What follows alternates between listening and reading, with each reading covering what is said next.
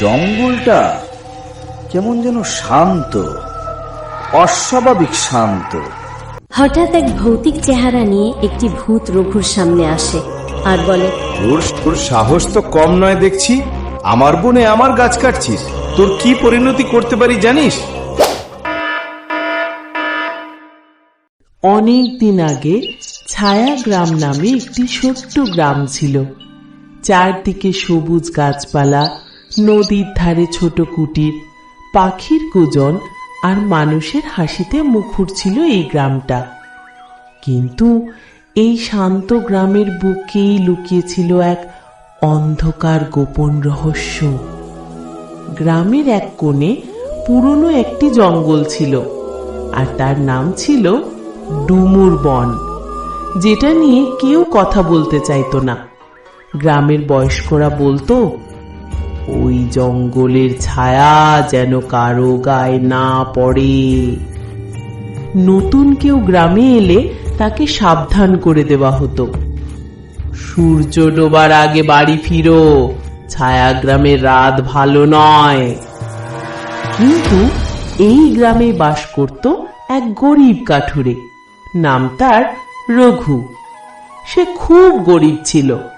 রোজ সকালে সে বনে যেত কাঠ কাটতে, বিকেলে ফিরে আসতো বাজারে কাঠ বেচতে, আর কাঠ বেচে কোনো রকমে চলতো।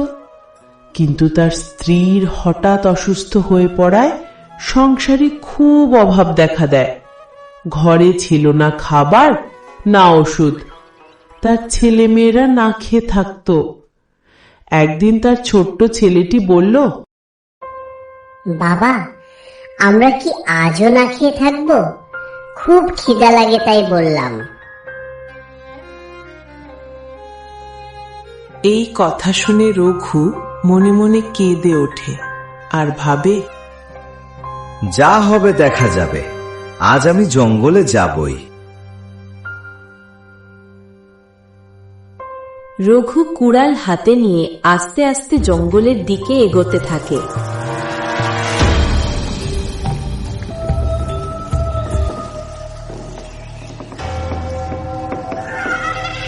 জঙ্গলটা কেমন যেন শান্ত, অস্বাভাবিক শান্ত। এই বলে রঘু কাঠ কাটতে থাকে। হঠাৎ করেই কোথা থেকে যেন ঠান্ডা বাতাস বইতে থাকে।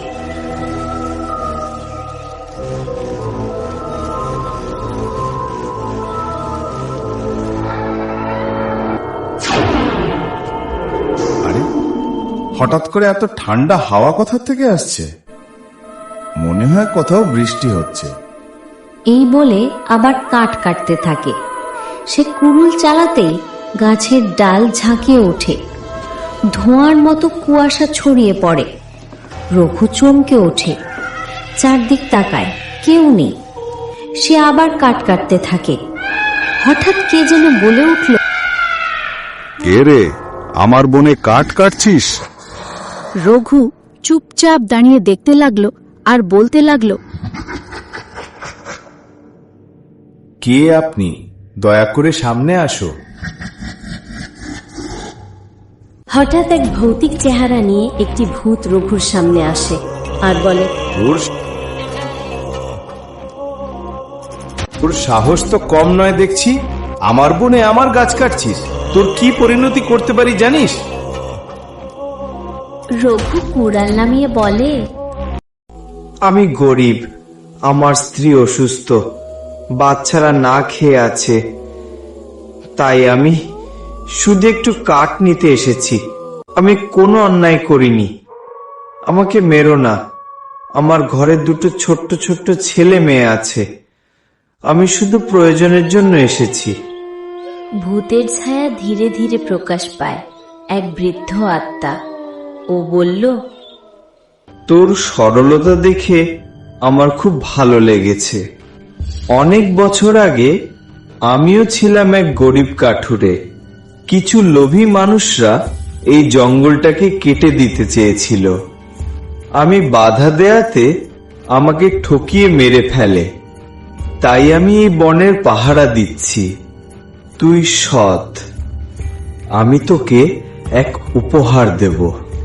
তোর উপর খুশি হয়ে আমি তোকে এই উপহারটি দিলাম। কিন্তু এটা তো আমার নয়। না রে, এটা তোর কপালে লেখা ছিল। ধন্যবাদ আপনাকে, আপনি আমার কাছে ভগবানের চেয়েও বড়। ধন্যবাদ। এই বলে রঘু সেখান থেকে বাড়ি চলে আসে। অসংখ্য ধন্যবাদ আমার এই ভিডিওটি দেখার জন্য। ভিডিওটি ভালো লাগলে চ্যানেলটি সাবস্ক্রাইব করে পাশে থাকুন।